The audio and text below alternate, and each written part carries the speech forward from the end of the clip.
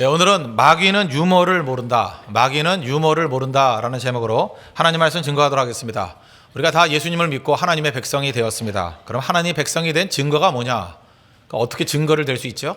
우리 안에 믿음이 있다. 믿음을 봐라. 뭐 이렇게 말할 수도 있고, 우리 안에 사랑이 있다. 하나님은 사랑이시라. 우리 안에 사랑이 있는 걸 보니까 우리는 하나님의 백성이다.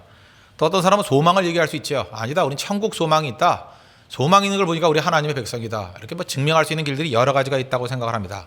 그러나 우리 겉으로 드러나는 모습으로 제일 명확하게 증거할 수 있는 방법은 기쁨입니다. 기쁨. 그 사람이 기쁨이 넘쳐나느냐, 기쁨이 있느냐, 또 다른 말로 하면은 그 사람이 행복한가, 그죠? 행복감에 젖어 있는가, 기쁨이 있나, 행복한가. 하나님 백성들은 기뻐할 수밖에 없죠. 생명이 있으니까. 하나님 백성들은 행복할 수밖에 없죠. 왜냐? 생명이 있으니까. 그래서 가까이 가면 밝음이 있습니다. 그리고 그 안에 따뜻함이 있습니다. 그래서 하나님 백성들의 모임에 가면 생명력을 느껴요. 왜 그렇습니까? 기쁨이 있고 그 안에 행복감이 있기 때문에 그렇다는 것입니다.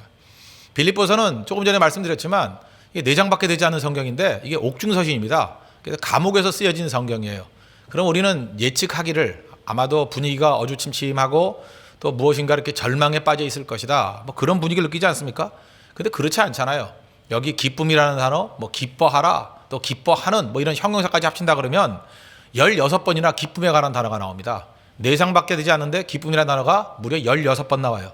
그러니까 한 장에 4번이나 기쁨, 기쁨, 기쁨, 기뻐하라, 기뻐하라, 기뻐하라, 기뻐하는 누구누구, 기뻐하는 누구누구 뭐 이런 식의 표현이 계속되더라는 것입니다.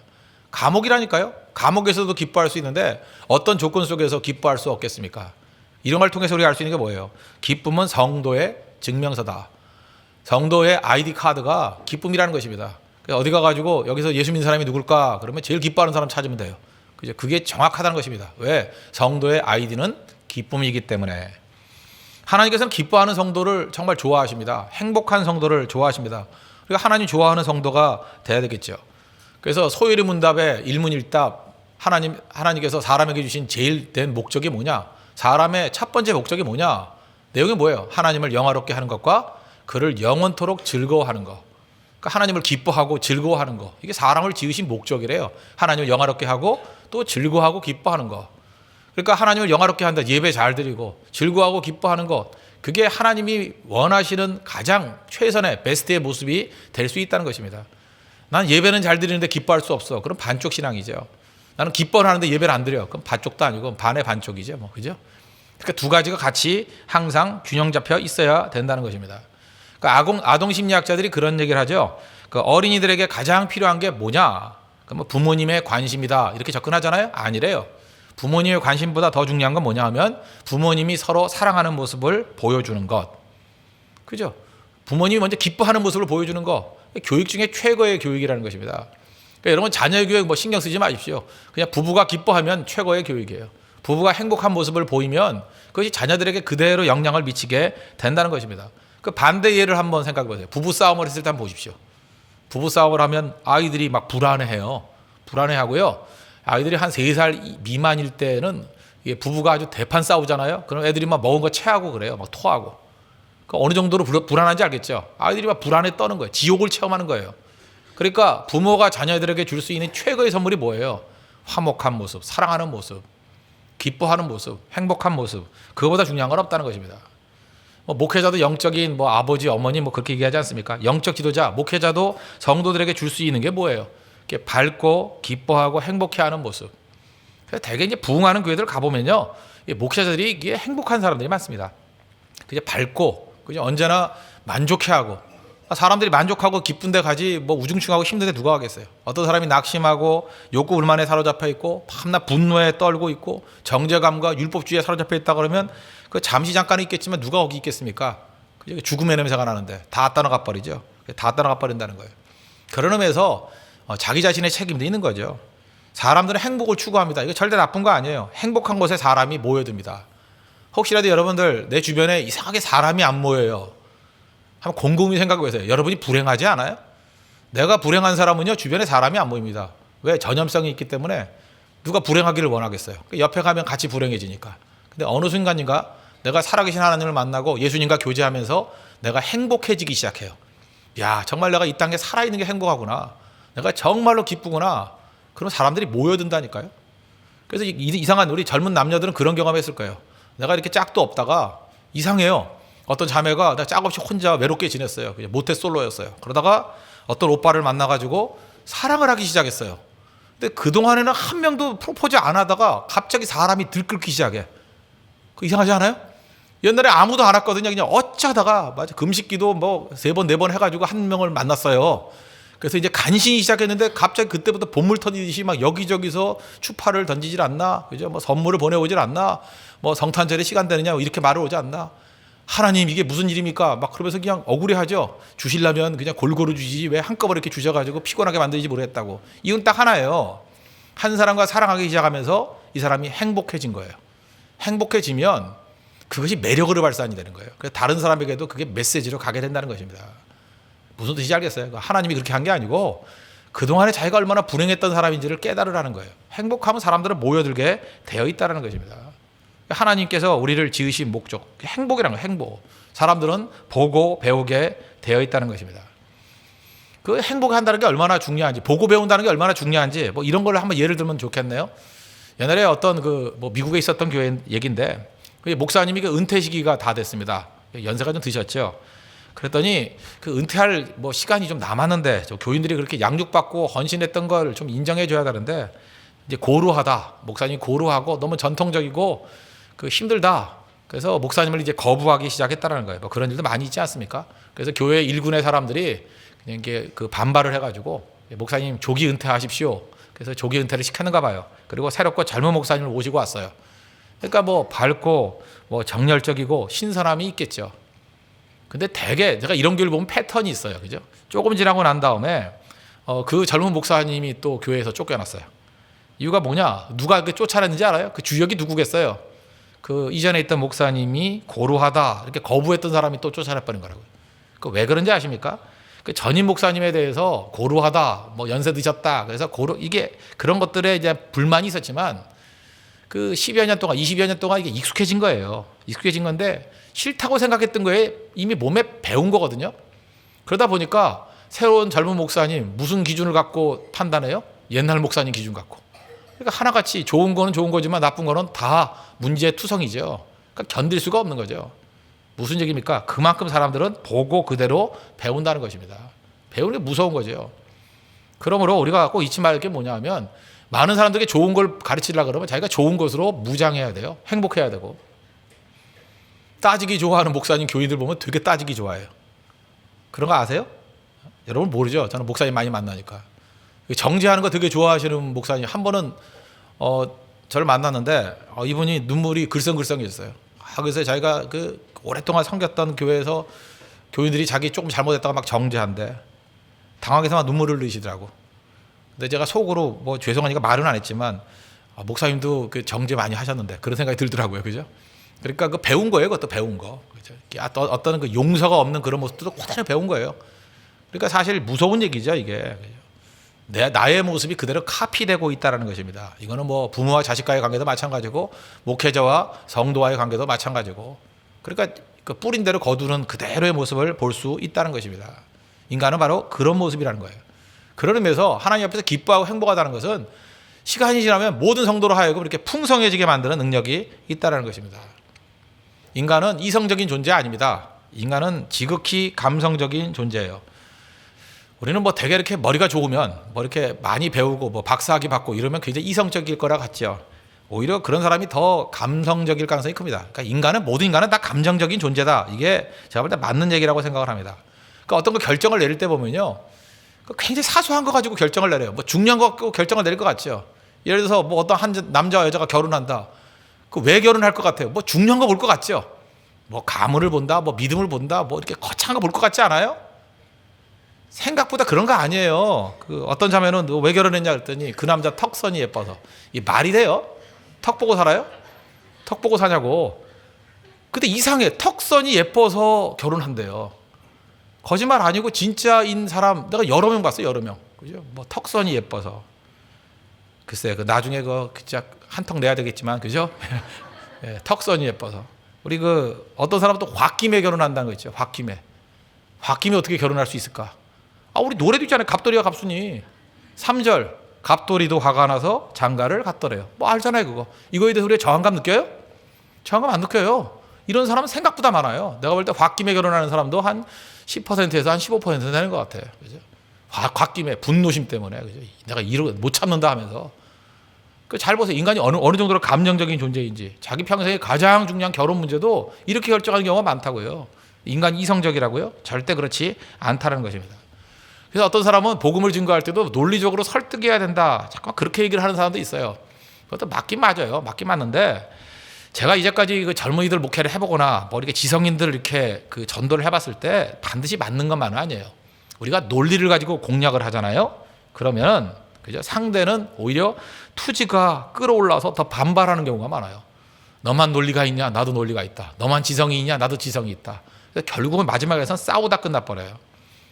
그래서 제가 그 다음에 깨달았던 게 뭐냐 하면 제일 중요한 건 뭐냐 하면 논리를 있게 만드는 거예요. 그래서 제일 중요한 건 설교 초반에는 아무 생각도 없게 만드는 거예요. 무장해제. 그래 놓고 살짝 논리로 가면 넘어지는 거예요.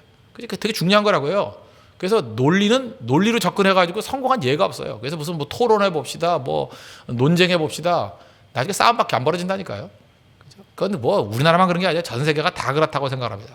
그럼 최고의 설득력이 뭔지 아십니까? 논리 아니에요.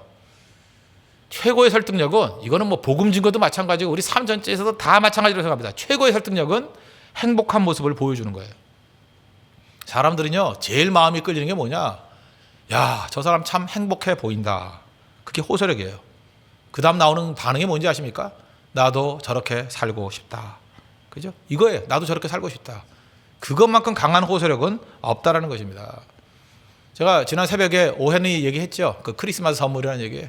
가난한 부부가 있었습니다. 가난한 부부가 있었는데 아내는 아름다운 머리카락이 있었는데 빗이 없었고 남편은 좋은 시계가 있었는데 시계줄이 낡아서 다 끊어졌고 선물을 해줄 길이 없어요. 그래서 크리스마스가 다가왔을 때 아내는 아름다운 머리카락을 잘라서 남편을 위해서 시계줄을 샀고 남편은 시계를 팔아서 아내를 위한 빗을 샀다고요. 서로 교환했습니다. 필요 있는 거예요, 없는 거예요? 필요 없어요. 그냥 필요 없는 빗, 필요 없는 시계줄. 근데 핵심은 뭐예요? 행복했다예요. 행복했다. 부부는 행복했다. 우리가 오웬리의 이 크리스마스 선물이라는 이 작품을 보면서 우리가 감동받는 이유가 무엇입니까? 행복이에요. 이렇게 순수한 사랑, 이렇게 희생적인 사랑, 이렇게 서로 주고자 하는 사랑 우리에게는 없거든요. 그러니까 그걸 바라보면서 그렇지 이게 사랑이지 이렇게 살아야지 움직이잖아요 마음이. 설득력 이거보다 강할 수 있어요? 얼마나 설득력이 강하면 이게 고전이 돼가고 있지 않습니까? 고전이. 우리 인생이 그렇다는 거예요. 논리 갖고 되는 것이 아니라 행복한 모습을 보여주는 거. 이건 가난해도 괜찮습니다. 없어도 괜찮습니다. 얼마든지 행복한 모습은 드러날 수 있다는 거예요. 제가 과거에 들었던 얘기인데 미국의 디트로이트라는 도시가 있죠. 뭐 자동차 공업 도시였는데 지금 많이 쇠락해 있습니다. 어떤 변호사가 그 도시에 갔더라는 거예요. 가서 주일이 돼가지고 예배를 드려야 되는데 어느 교회를 가야 될지 호텔에서 가까운 교회를 찾을 길이 없더라는 거예요. 그래서 그냥 무작정 나왔대요. 나와가지고 거기 교통경찰한테 물어봤대요. 이 근처에 어디 갈 만한 좋은 교회 없습니까? 근데 어떤 교회를 소개시켜 주더래요. 어디로 가서 그 교회에 가라고. 근데 이게 먼 거리가 아니기 때문에 이렇게 슬슬 걸어가고 있는데 그 소개해 준 교회를 가기 전에 그 가까운 교회가 한 두세 군데 더 있더라는 거예요. 이상하다. 이렇게 가까운 교회가 있는데 이 소개를 시키지 않고 왜 특정하게 그 교회를 소개시켜 줬을까? 궁금증을 갖고 가서 예배를 드렸답니다. 예배를 다 드리고 이제 호텔로 돌아오는 길에 잘 보니까 교통경찰이 그때까지도 근무하고 있더래요. 그래서 하도 궁금해서 물어봤대요.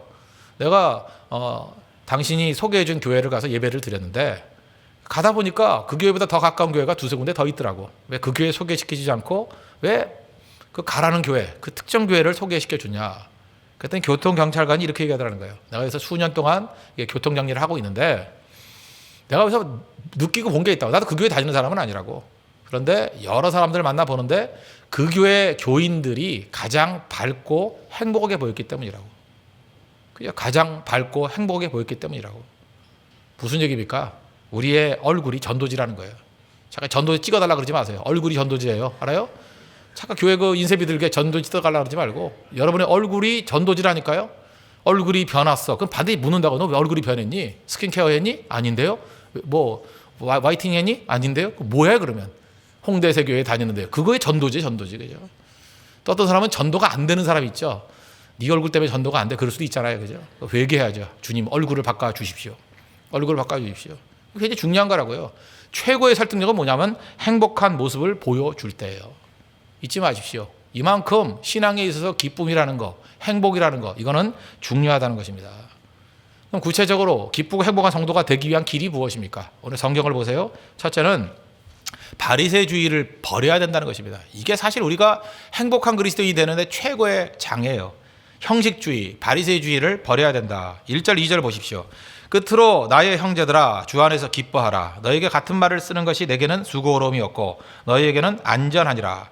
개들을 삼가고 행악하는 자들을 삼가고 몸을 상해하는 일을 삼가라.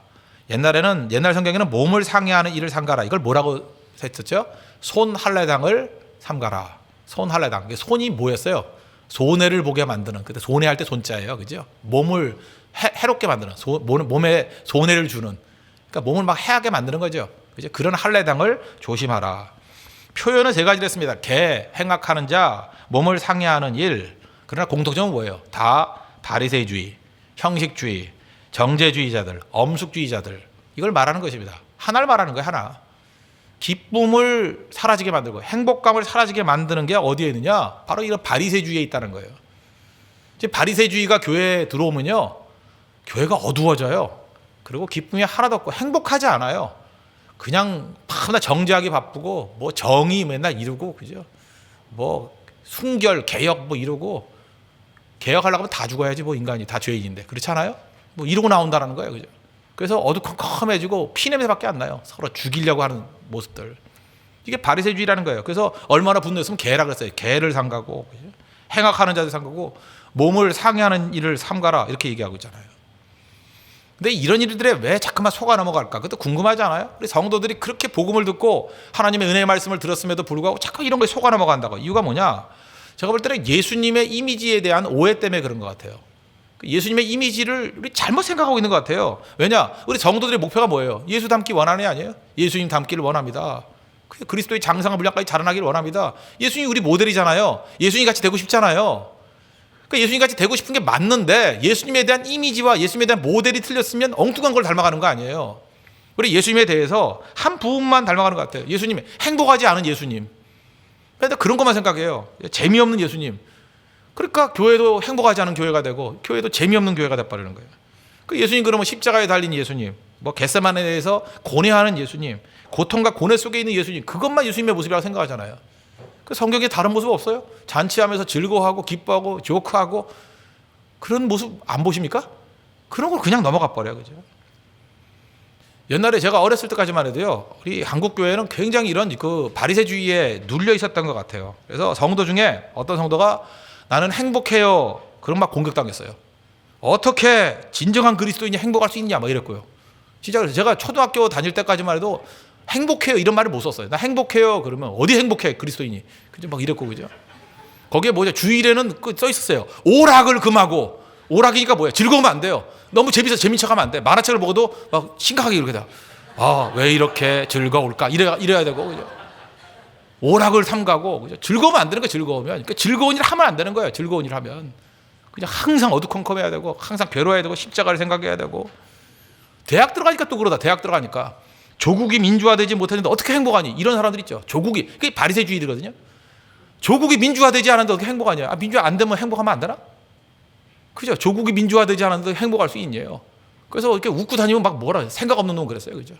저 생각 없는 놈. 지금 이 시대가 이렇게 암울한 시대에 어떻게 웃고 다니냐 그러고, 그죠? 그 웃지도 않고 다 시무룩하게 다니고 다 그랬어요. 그 사람들 지금 40대 후반들에 다. 그래서 웃을지도 모르잖아, 다 그러고 다니잖아요. 재미도 없고 유머도 없고. 근데 저는 좀 달랐거든요. 성경이 항상 기뻐하라 그랬는데, 그죠? 그래서 항상 웃고 다니다가 선배들과 욕 먹고 맨날 그랬어요. 웃고 다니다가. 심지어요, 행복해지기를 두려워하는 사람들이 많았어요. 행복해지기를 두려워하는 사람들.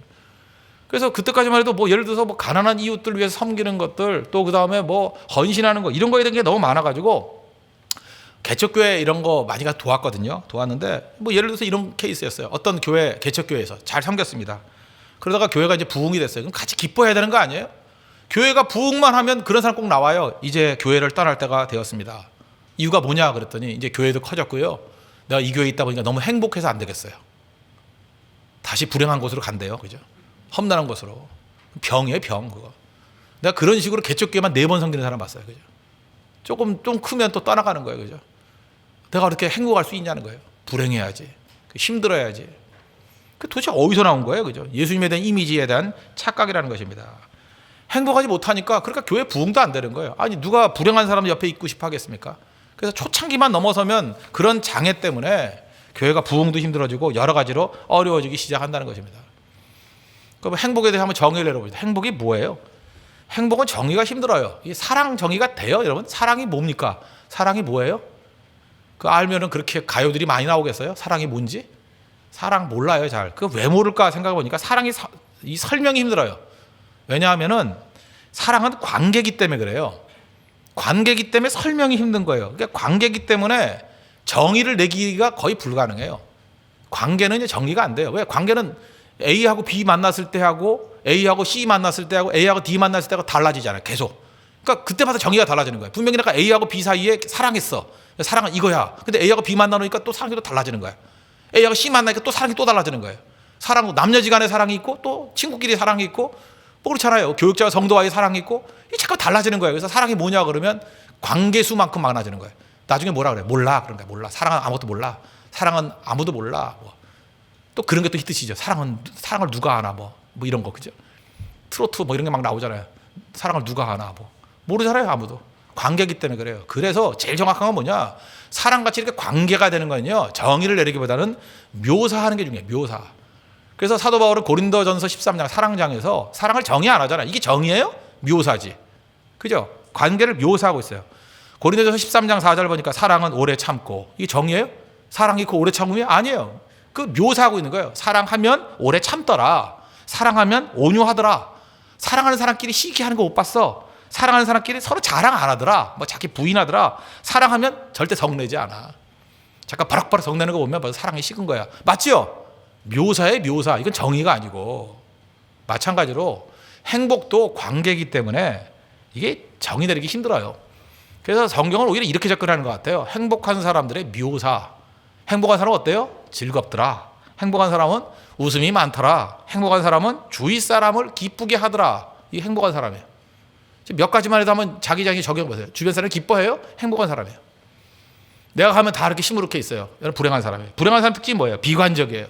불행한 사람의 특징이 뭐예요? 웃을 줄 몰라요. 불행한 사람의 특징이 뭐예요? 관계가 불편해요. 불행한 사람이 들어가면 언제나 관계가 불편해요. 그래서 희숙대리가 가는 곳에는 항상 문제가 있잖아요. 희숙대리 몰라요? 예, 히스테리 있는 사람들. 예, 노희숙대리가 가는 곳에는 항상 이 관계가 불편해져요.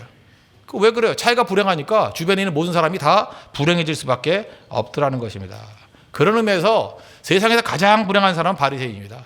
가장 행복하신 분은 예수님이시고 관계이기 때문에 그렇다는 거예요.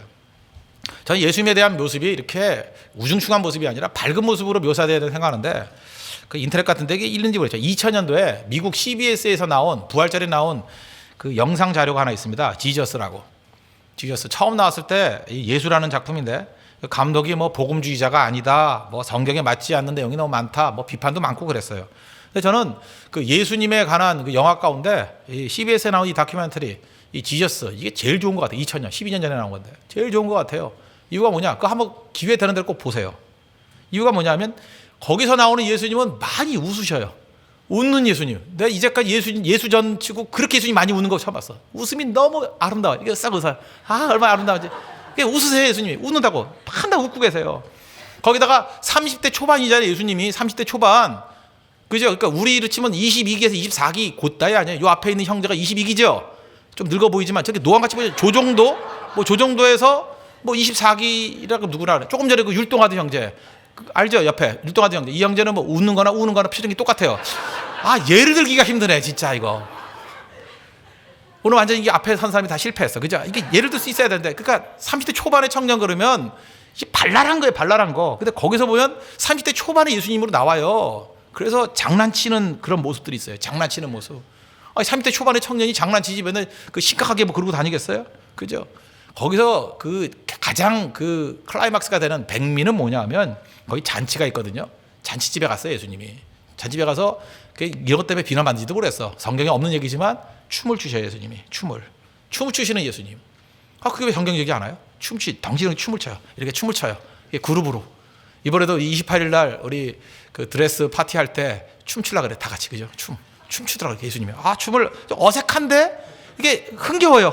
춤을 춘다고. 하객들이 손을 잡고 이렇게 뭐 우리 강강술래 같은 춤 있잖아요. 그죠? 뭐 오른쪽으로 3번 갔다 왼쪽 3번 갔다 뭐 가다 말고 섰다 뭐 이런 거 있잖아요. 그죠? 뭐 이런 거. 뭐 그런 거 하더라고. 정말 신나요. 신나. 그죠? 예수님이 춤을 추셔요. 춤 추시는 예수님. 근데 문제는 뭐냐? 예수님 너무 즐거워하는데 갑자기 앵글이 확 돌아가면서 어두컴컴한 데서 바라보이는 한 사람을 보여줘요. 가룟 유다. 못마땅하게 바라보는 가룟 유다. 언제나 즐거운 것을 못마땅하게 바라보는 건 다 악한 자들이에요. 그죠? 삐딱하게 바라보는 거 악한 자들. 그 눈빛. 여러분들 옛날에 봤던 영화 있죠? 패션 오브 크라이스트에 그 후드티 입고 숨어있던 그 마귀 같은 놈. 몰라, 이 후드 딱 시커먼 후드티 입고 서면 눈빛만 보이는 사람 있잖아요. 영화 좀 보고 사세요. 그런 거 있잖아요, 거기에. 난 지금도 그게 인상에 남아요. 그죠? 후드티 입고 그냥 째려보고 있는 그 마귀. 가룟 유다가 그런 눈빛으로 예수님을 쳐다봐요. 못마땅해가지고 지금 뭐 하는 짓이냐, 저런 마음으로. 가룟 유다는 지성인이거든요. 그죠? 가룟 유다만 갈릴리 출신이 아니고 유일한 유다 출신이에요. 가장 그 지역이 좋은 데예요. 그죠? 뼈대 있는 동네라고 거기가. 저게 뭐냐? 그랬다가 저게 뭐냐? 그때 예수님께서 씩 웃으시면서 가룟 유다에게 와요. 야, 나와라. 그래 손잡고 나와서 같이 춤을 춰요. 예수님은 자연스럽게 추는데 가룟 유다는 억지로 개 끌려가서 이끄는 거 있잖아요. 이러는 거 이런 거 있죠. 추고 싶지 않은데 추구하는 모습들. 그게 정말 묘사가 잘 좋은 것 같아요. 그 옥스퍼드의 교수였던 그 C.S. 루이스 아시죠? C.S. 루이스가 마귀를 희화화해서 만든 작품이 있죠. 서로 편지 주고받은 거. 이 스크루테이프의 편지라는 그런 책이 하나 있어요. 그죠? 거기 이제 마귀하고 마귀의 모습을 잘 보여주는데 그 책에서 저는 딱 한 가지가 제일 중요한 메시지라고 생각합니다. 마귀의 특징이 뭐냐? 마귀는 유머를 모른다예요. 너무 통쾌한 것 같아요. 그죠? 마귀는 유머를 모른다. 여기 여러분 가운데 혹시 유머를 모르는 사람 있습니까? 마귀야 그놈. 마귀야 마귀. 마귀는 유머를 모른다. 그죠? 유머도 모르는 게 무슨 뭐 하나님 백성이에요. 마귀 유머를 몰라요. 못 웃어요. 웃을 줄 모른다고. 마귀는 유머를 모른다. 기가 막히게 파악한 것 같아요. 왜 유머를 모르냐? 교만하기 때문에. 천사가 교만해서 마귀가 된 거죠. 교만하면 못 웃어요. 교만하면. 웃는다는 게 뭐예요? 자기가 모자란 것을 보여주는 거예요. 내가 약한 것을 보여주는 거예요. 나는 부족하다. 그럴 때 유머가 나오는 거거든요. 근데 교만하면 절대로 웃을 수 없다라는 것입니다. 그죠? 나는 절대로 부족하지 않아. 나는 모든 걸 다 가지고 있어. 이런 사람은 유머가 없어요. 나는 모자란 거예요. 난 틀릴 수 있어요. 나는 약점이 있어요. 나는 부족해요. 나는 실수투성이에요. 그런 사람이 툭툭 던지지 재밌는 거예요. 그죠? 유머가 있다는 건 뭔지 아십니까? 자기 연약함을 드러낼 줄 아는 모습. 여기도 자기 약점 절대로 안 보여주는 요조 숙녀들, 그죠? 그런 50대 아주머니들 절대 안 웃어요. 근데 그 주책바가지 아줌마들, 내가 뭘 알아요, 목사님, 뭐 이러면서, 그죠? 항상 즐거워요. 너무 즐거워서 시끄러운 문제죠, 그죠? 항상 그래요. 자기를 무너뜨릴 때, 자기 자신에 대한 연약함이 있을 때, 그때에 유머가 나오는 거라고. 그러니까 유머가 있다는 얘기가 뭐예요? 겸손입니다. 그리고 하나님만 철저히 의존하는 거. 그게 유머라는 유머. 우리 홍대석의 성도들은 유머를 아는 분들 되기를 바랍니다. 유머를 몰라도 괜찮아요. 다른 사람이 얘기하는 거 제발 웃어주세요. 죽어도 안 웃으려는 사람 있죠. 아유, 저 교만한 자들. 저거 완전히 마귀야. 저 마귀 사촌이야. 그런 생각이 들잖아요. 그러니까 아무것도 아닌 얘기에도 웃을 수 있는 여유. 그건 뭐예요? 겸손이에요, 겸손. 교만할 땐 절대로 안 웃게 된다는 것입니다. 그 워런 위어스비 목사님이라고 계시죠? 그분이 On Being the Servant of God이라는 책이 있어요. 그 짤막한 책인데 뭐 굳이 번역한다 그러면 On Being the Servant of God. 하나님의 종이 되는 길, 뭐 이 정도로 번역합시다. 그 책에 보면은 이런 얘기가 나와요. 그 유럽에 선교사를 파송하는 파송 부장 노엘 리온이라는 목사님이 나와요. 이 노엘 리온과 이 워런 위어스비가 대화를 하는 얘기가 나와요. 그때 이제 워런 위어스비 목사님이 뭐 이 얘기 저 얘기 하다가 그 중에 인상적인 게 이런 거였어요. 선교사를 뽑아서 보내지 않습니까? 그러면 우리 노엘 리온 목사님, 선교사를 뽑는 기준 중에 가장 선교사의 중요한 자질이 무엇입니까? 그럴 때 우리 같으면 어떻게 돼요? 뭐 믿음이 있어야 되고 기도의 사람이 돼야 되고 뭐 어학을 잘해야 되고 이런 거 나올 줄 알잖아요. 인상적이었어요. 1번이 뭔지 알아요? 유머 능력이에요. 유머 능력. 선교사 자질이 뭐냐? 유머 능력이래요. 왜 그러냐? 설명이래요. 선교사에게 너무 힘들대요. 너무 큰 고통이 있대요. 너무 압박감이 심하대요. 그 힘든 일을 유머 능력 없이 어떻게 감당할 수 있느냐? 그게 해답이에요. 그렇죠. 여러분 너무 힘들 때 유머는 어디서 나오는지 알아요? 여기서 여러분 주변 보면 유머 감각이 뛰어난 사람도 있죠. 왜 유머 감각이 뛰어난지 알아요? 유복해서 아니에요. 고난이 많아서예요. 원래 너무 행복한 사람은요 유머가 없어요. 행복한데 무슨 유머가 있어요? 말만 하면 얄밉지. 안 그래요? 근데 다 깨졌는데 그걸 갖다가 툭툭 던지는 발들이 그 아픔을 설명할 때 그 재밌는 거예요. 그죠? 그 재밌는 거라고. 그래요. 고통 중에 있는 사람이 툭툭 던지는 말이 재밌는 거라고요. 유머 능력은 초월의 능력이에요. 초월의 능력. 하나님 의존하는 능력이라고. 유머 능력 없이는 절대로 선교사 할 수 없다. 그러면 선교사까지는 안 간다 할지라도 우리의 삶 가운데서도 많은 일들이 있지 않습니까? 또 하나님 앞에서 우리가 감당해야 될 사명들이 있지 않습니까? 그거 사명 감당하려고 필요한 게 뭐예요? 하나님 앞에 나 자신을 낮추고 주님 의존할 수 있는 마음, 겸손한 마음, 거기서 유머가 나올 수 있다는 것입니다.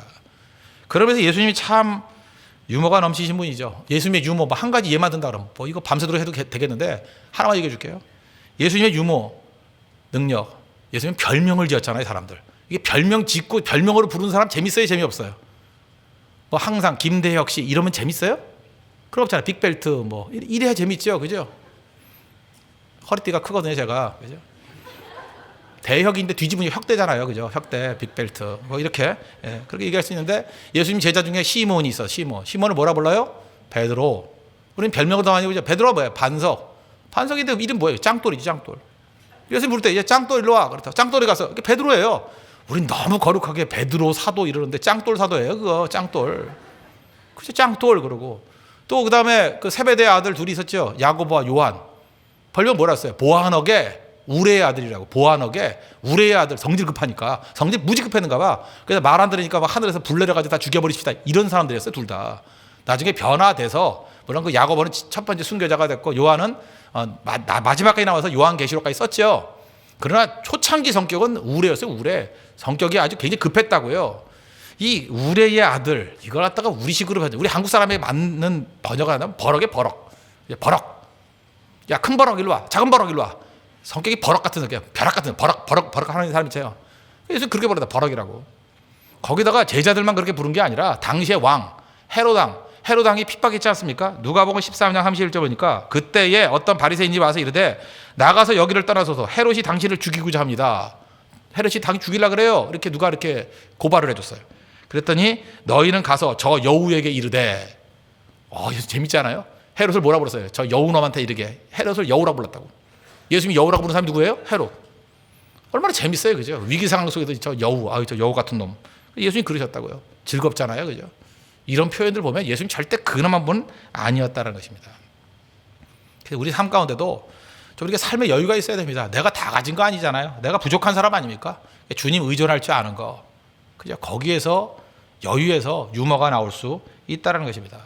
예수님 말씀하실 때 마가복음 12장 38절 보니까 많은 사람들이 즐겁게 듣더라. 예수님 참 재미있게 설교하셨던 것 같아요. 즐겁게 들었지 힘들게 들었다 이런 얘기가 없다고요. 여러분 삶 속에서도 나 자신의 연약함을 내어 보십시오. 내어 보이시고 철저히 주님만 의존하고 그죠? 하나님 앞에서 내 자신이 먼저 즐겁고 행복해질 수 있는 우리 믿음의 종 되기를 바랍니다. 또 한 가지 기쁘고 행복한 성도가 되는 길이라 그러면 성경 보세요. 예수님 자랑하고 자기를 믿지 않을 때 그때 행복한 모습을 보일 수 있어요. 3절 보십시오. 하나님의 성령으로 봉사하며 그리스도 예수로 자랑하고 육체를 신뢰하지 않는 우리가 곧 할례하라. 오늘 아침에도 말씀드렸죠. 자꾸 의지하는 게 의라 그랬죠. 자꾸 의지하는 거. 예수님을 자꾸 의지하면 그 예수님의 의고 십자가를 자꾸 의지하면 십자가의 의고 나 자신을 자꾸 의지하면 그걸 자기 의라 그러고 선행과 공로를 자꾸 의지하면 그걸 뭐라 그래요? 그걸 율법의 의라 그런다고요. 내가 의지하는 거 자꾸 의지하는 게 의예요. 그러면서 행복한 사람은 자꾸만 예수님 의지하는 거예요. 예수님. 그리고 나를 부인하고 자꾸 예수님 의지하니까 예수님 자랑하게 돼 있죠. 그 사도 바울 보세요. 사도 바울의 기쁨과 감사 이유가 뭐예요? 자꾸 예수님 의지하는데 자기가 기쁜 이유가 뭐예요? 나를 일꾼으로 불러 써주셨다라는 거. 그거 하나만으로도 최고로 기뻐했어요. 나를 예수님의 일꾼으로 써주셨다. 디모데전서 1장 12절 보니까 나를 능하게 하신 그리스도 예수 우리 주께 내가 감사함은 나를 충성되이 여겨 내게 직분을 맡기심이. 내게 직분 맡긴 게 제일 감사해요.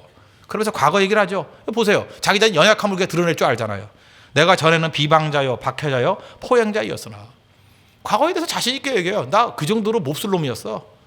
나 형편없는 사람이었어. 그죠? 나 끝장나는 인생이었어. 비방자요 박해자요 포행자였는데 예수님 나 사랑해가지고 직분을 맡기셨대요. 이것보다 더 무서운 얘기가 있어요. 그죠?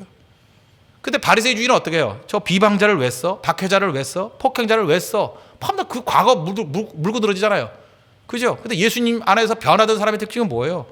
그럼에도 불구하고 예수님께서 은혜 주셔가지고 나를 사용해 주셨대. 그러니까 기뻐할 수 있는 거죠. 행복할 수 있는 거죠. 부족하면 부족할수록 하나님이 나를 사용해 주셨다는 건 더 감격스러운 거 아니에요? 그거 아니에요? 부족하면 부족할수록 잘난 놈 썼다 그러면 뭐 자기 자랑도 있을 거 아니에요. 근데 못난 놈을 썼다는 얘기 뭐예요? 나는 완전 부인해버리고 이건 다 예수님의 은혜라고. 그래서 예수님이 주로 누굴 써요? 약한 자를 쓰신다고요. 약한 자라는 게 뭐 그냥 레토릭이 아닙니다. 세상에서 형편없는 사람을 쓰신다는 거예요. 부족한 사람을 쓰신다는 거예요. 적어도 그런 의식을 갖고 있는 사람. 그래서 자기 자랑이 없는 사람을 사용해 주신다는 것입니다. 하나님 앞에 그런 모습으로 서 계시면 제일 능력 있는 모습이 될 수 있다는 것입니다. 그래서 하나님이 나의 자랑이고 예수님이 나를 사용해 주셨다는 것에 대한 자랑이 있으면 절대 비교의식이 없어요. 그냥 지금 나를 사용하시는 그 자체에 대해서 만족하는 거잖아요. 비교의식이 없죠. 미국 서부에 가면 샌프란시스코 그 밑에 실리콘밸리, 산호세층과 실리콘밸리에 있던 어떤 분입니다. 이분이 IT 회사 중에 좋은 회사예요. 이름 얘기 안 할게요. 그 회사에서 굉장히 만족스럽게 일을 하시는 한국인이에요. 만족스럽게 큰 보람을 느끼고 자부심을 느끼고 언제나 자랑하고 그래요. 이 좋은 회사에서 초창기부터 일을 많이 했다. 근데 이분이 그 회사를 나왔어요. 나오게 된 동기가 뭔지 알아요? 너무 웃긴 거예요. 우연찮게 이렇게 연봉 받는 거를 이렇게 봤대요. 표를 봤는데 갓 입사한 백인 직원이 자기보다 연봉이 1,000불이 더 많더래. 그래서 속에서 1,000불이 나더래. 그죠? 1,000불이 더 많더래요. 1,000불이 나가지고 이럴 수가 있냐? 이건 인종차별이다. 이런 놈의 회사에 내가 왜 헌신해야 되냐? 충성해야 되냐? 그런 마음이 들기 시작하니까 낙심이 되고 그때부터 회사에 대한 불만이 생기고 결국 그게 쌓여가지고 그 좋은 회사를 스스로 퇴직해 버렸어요. 물론 나중에 다 후회해 버렸죠. 그죠? 무슨 이유가 있겠죠. 이유가. 그죠? 근데 그거 하나 때문에 비교의식 때문에 그래서 행복을 저해하는 게 뭐냐면 비교의식이에요. 하나님께서 우리 각자 불러주신 모습이 있잖아요. 그래서 날 사용해 줬다 그러면 내 바닥부터 생각한다 그러면 날 사용해 준 것만 해도 감사한 거 아니에요? 그죠? 거기에 대해서 감사하고 그거 잘하면 되는데 이 비교하기 시작하면서 행복을 모르는 행복을.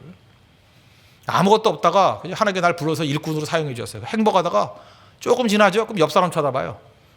내가 먼저 들어왔는데 늦게 들어오면 저거 더 인정받네. 그죠? 왜 저 사람은 나보다 월급을 더 주나?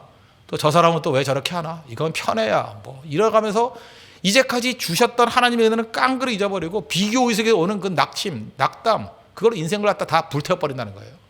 얼마나 어리석습니까? 그러니까 자기 인생 살면 돼요, 자기 인생.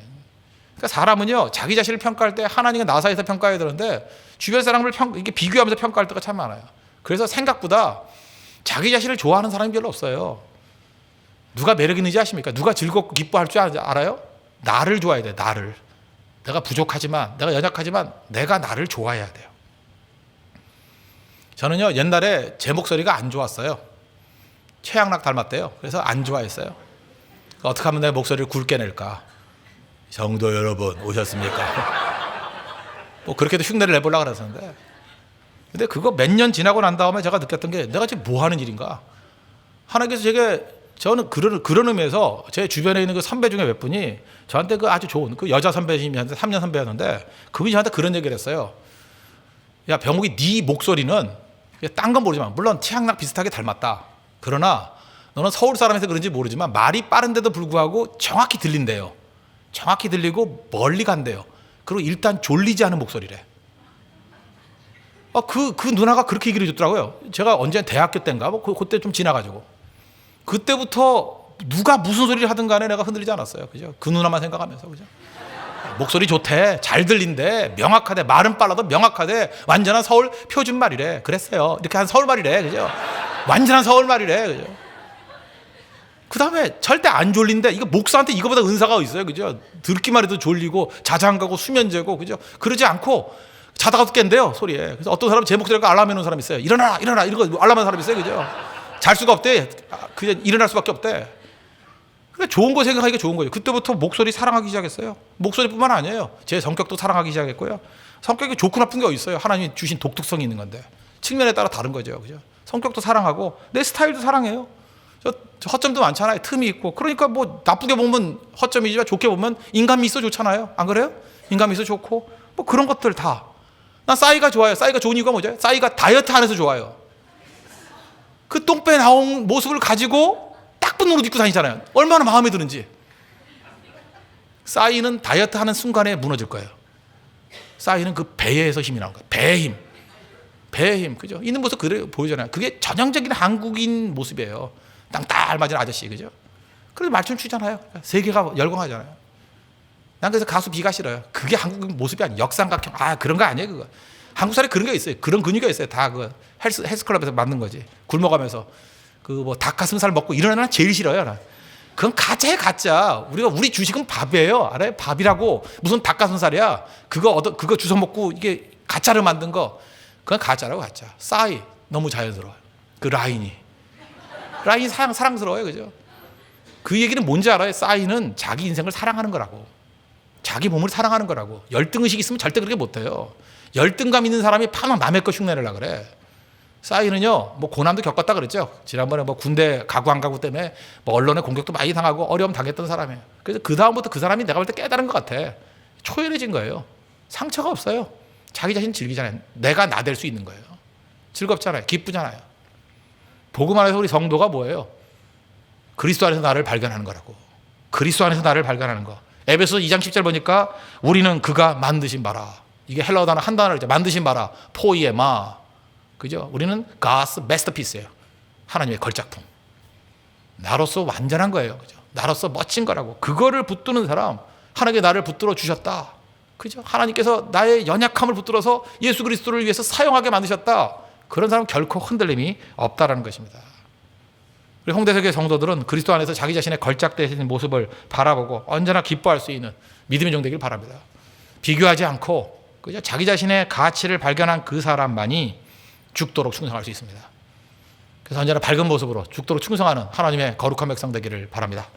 네, 기도하겠습니다. 이제 다 같이 하나님 간구하겠습니다. 하나님, 마귀는 유머를 모른다 그러네요. 그죠? 우리가 잠깐 마귀 사촌같이 살아갈 때가 많습니다. 우리를 불쌍히 여겨주시고 언제나 그죠? 주님 바라보면서 밝은 모습으로 나의 나됨을 보일 수 있도록 인도하여 주시고 바리새주의, 형식주의 다 버리고 예수님의 밝은 모습들, 예수님의 즐거워하는 모습들, 유머를 하는 모습들, 섬기는 모습들, 그리스도 안에서 나 자신을 발견하는 모습으로 서게 해달라고 다 같이 하나님 간구하도록 하겠습니다.